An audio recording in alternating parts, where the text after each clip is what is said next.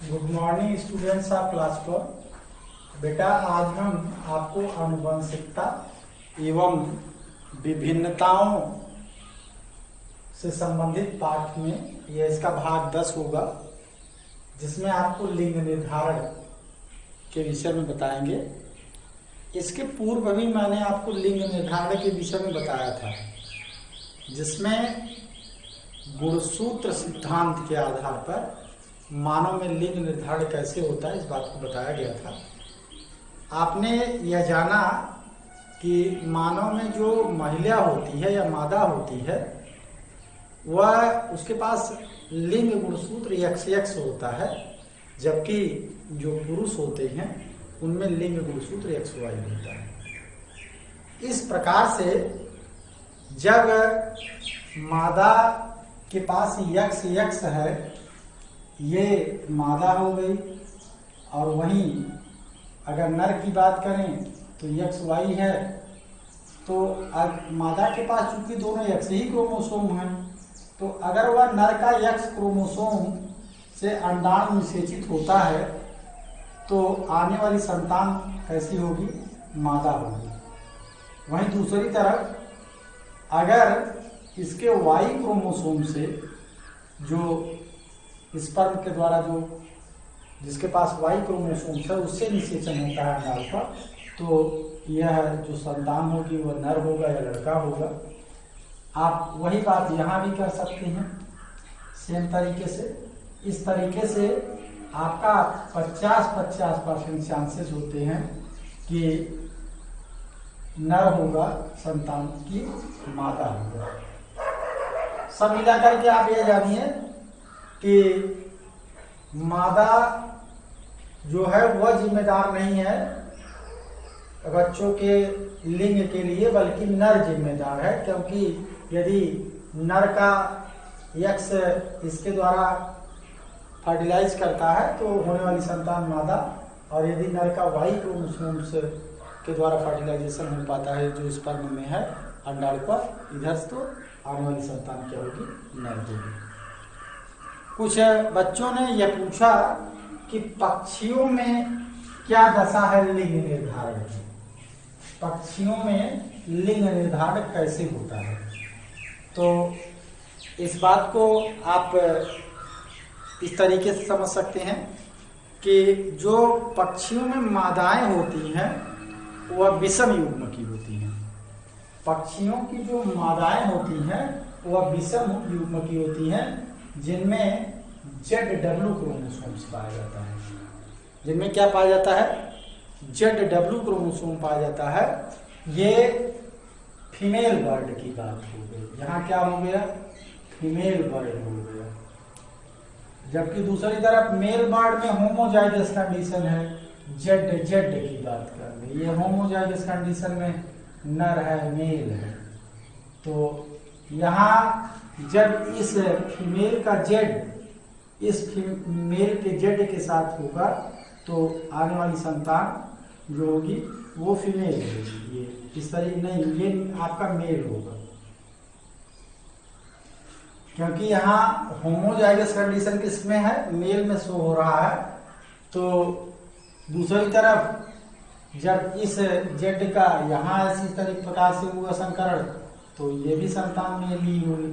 तो यहाँ आपकी फीमेल डिटरमाइन करा रही है, न कि मेल, क्योंकि वो यहाँ तो दोनों एक ही जैसे क्रोमोसोम्स मेल के पास हैं, इसलिए यह आपका फीमेल यहाँ डिटर्मिनेशन के लिए जिम्मेदार रिस्पॉन्सिबल है। तो ये दोनों आपके क्या हो गए? फीमेल हो गए। तो यह फीमेल कैंडिडेट हो गया। तो इस तरीके से आप पाएंगे कि पक्षियों में लिंग निर्धारण की यह दशा है कि वहाँ जो क्रोमोसोम माना जाता है, नर क्रोमोसोम और मादा क्रोमोसोम लिंग का, वो मादा का ZW माना जाता है और नर में ZZ माना जाता है। इस प्रकार से मेंडेलियन वंशागति होती है। एक बात आती है, आपका बार काय क्या होता है? बार बॉडी क्या होती है? बार काय क्या होता है? इस बात को आप सुनिए। बार काय यह जो बारकाय है, इस बात को सबसे पहले मूरे आइबार और जी बर्ट्राम नामक साइंटिस्ट ने बताया, इस बात को खोजा कि ये बार बॉडी क्या है। इन लोगों ने 1949 में मादा बिल्ली की त्वचा की कोशिका, उसके मुख गुहिका की श्लेष्मिका, तंत्रिका कोशिका की केंद्रक कला से, जो केंद्रक है उसकी कला से एक चिपका हुआ स्टेन युक्त ऐसे भाग देखा। किन लोगों ने? आइबार और बर्ट्राम ने। जो बार नामक साइंटिस्ट ने इसको खोजा है, उसी के नाम पर इसका नाम बार बॉडी भी रखा गया है। इन लोगों ने पाया कि बिल्ली की त्वचा की जो कोशिका है, तंत्रिका कोशिका जो है, मुख गुहिका की श्लेष्मिका की जो कोशिका है, उसके केंद्रक की कला से चिपका हुआ एक छोटा सा घना सा यहाँ पिंड दिखता है, जो गुणसूत्रों की तरह स्टेन ग्रहण करता है। जब इसको रंगा जाता है तो ये स्टेन ले लेता है, अर्थात रंगीन हो जाता है। इसी डार्क भाग को उन लोगों ने क्या कहा? बारकाय कहा। इसी डार्क भाग को उन्होंने क्या कहा? बारकाय कहा। यह वास्तव में क्या होता है, यह यहाँ पे क्यों स्टेन लेता है, इसके विषय में सुनिए। चूंकि यह सामान्यतः मादा में पाया जाता है। यह जो बारकाय को देखा गया है, ये कहाँ देखा गया है? मादा में देखा गया है। यह आपके नर कोशिका में नहीं पाया जा रहा है। इसका मतलब क्या निकल रहा है कि आप ये जानते हैं मादा में 2 XX क्रोमोसोम्स होते हैं। जो मादा आपके मैमल्स हैं उसमें 2 XX लिंग क्रोमोसोम्स हैं। एक सक्रिय रहता है, जबकि एक क्या होता है, कुछ स्टेज में वह आकर के निष्क्रिय होकर के चिपक जाता है, तो न्यूक्लियर मेम्ब्रेन के द्वारा चिपक जाता है। और इस तरीके से इसी भाग को क्या कहते हैं आप? बारकाय के नाम से जानते हैं। अतः इसे लिंग क्रोमाटीन भी कहते हैं। तो यह गुणसूत्र की अक्रिय दशा को दर्शाता है, जो कि लिंग क्रोमाटीन के नाम से जाना जाता है। ऐसा ही बारकाय न्यूट्रोफिल के केंद्रक के साथ ड्रम स्टिक के रूप में पाया जाता है। इसी प्रकार का जो बारकाय है वह न्यूट्रोफिल, जो आपका WBC का पार्ट है, उसके केंद्रक के साथ ड्रम स्टिक के रूप में पाया जाता है। वो ड्रम स्टिक मतलब कहने का मतलब ड्रम के जैसा भाग चिपका हुआ होता है, डमरू के जैसा। हाँ, तो ये आपका क्या था? बारकाय के विषय में। सब मिलाकर के बारकाय जो होता है वह एक X क्रोमोसोम के निष्क्रिय हो जाने के कारण होता है मादाओं में। अब दूसरी बात आती है कि लिंग सहलग्न लक्षण क्या है, लिंग सहलग्नता क्या है। आप लिंग सहलग्नता के विषय में देखिए, लिंग सहलग्नता क्या है। आप यह जान रहे हैं कि जो आपके लक्षण हैं उनको एक पीढ़ी से दूसरी पीढ़ी में ले जाने के लिए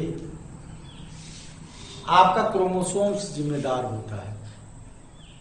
क्योंकि उस पर क्रोमोसोम्स जो है DNA का बना हुआ है, DNA के ऊपर जीन उपस्थित हैं, या आप कह लीजिए कि जो DNA है, जो क्रोमोसोम्स है, उसके ऊपर जो जीन उपस्थित है वो माता पिता के लक्षणों को एक पीढ़ी से दूसरी पीढ़ी तक ले जाने का काम करते हैं। आप क्या करते हैं कि लिंग सहलग्न लक्षण को पहले तो ये समझिए, लिंग सहलग्नता क्या है। दैहिक लक्षणों के लिए जो क्रोमोसोम्स पाए जाते हैं, जिन दैहिक लक्षणों के लिए जो आपके 22 जोड़ी क्रोमोसोम्स हैं उस पे जो जीन उपस्थित है उन लक्षणों के लिए, उन लक्षणों के जीन कभी कभी आपके लिंग क्रोमोसोम के साथ में जुड़ जाते हैं। दैहिक लक्षणों के जीन जो आपके दैहिक क्रोमोसोम्स थे, ऑटोसोम पर थे, वो कहाँ जुड़ गए? लिंग क्रोमोसोम के साथ जुड़ गए। ऐसी दशा में वह लिंग के साथ में उनका क्या होगा? एक पीढ़ी से दूसरी पीढ़ी तक जाना आना होगा। यही चीज क्या कहलाती है? लिंग सहलग्नता कहलाती है। यह 3 प्रकार को आपको बताया गया है, एक X, एक Y और एक XY प्रकार की लिंग सहलग्नता।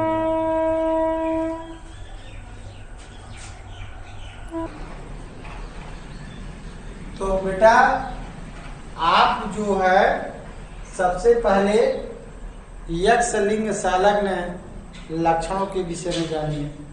इसको मैं पूर्व में भी डिफाइन किया हूँ। X लिंग संलग्न लक्षण वह होते हैं जो X गुणसूत्र के असंजात खंडों पर पाए जाते हैं, वह Y गुणसूत्र पर नहीं पाए जाएंगे। तो इसके लिए आपका हीमोफीलिया हुआ, वर्णांधता हुआ, त्रुटिपूर्ण दंत विन्यास हुआ, यह रोग जो होते हैं आपके X लिंग संलग्न के उदाहरण हैं। वर्णांधता में एक व्यक्ति जो होता है वह लाल और हरे रंग में उचित तरीके से आप कह लीजिए डिफरेंशिएशन नहीं कर पाता है, वह अंतर नहीं कर पाता है और वह कंफ्यूज रहता है। इसलिए ऐसे व्यक्तियों को, वर्णांध व्यक्तियों को जहां सिग्नल देख करके काम करना होता है, ऐसे सर्विस में उनको नहीं रखा जाता है, क्योंकि वह यदि ऐसे सर्विस में जाते हैं तो वो लाल और हरे रंग में पहचान नहीं कर पाएंगे और निश्चित तरीके से कोई न कोई दुर्घटना हो सकती है, यह नियत है। इसलिए ऐसे व्यक्ति को यह नहीं रखा जाता है सर्विस में जो वर्णांध होते हैं। बाकी बात को हम अगले वीडियो में आपको बताएंगे।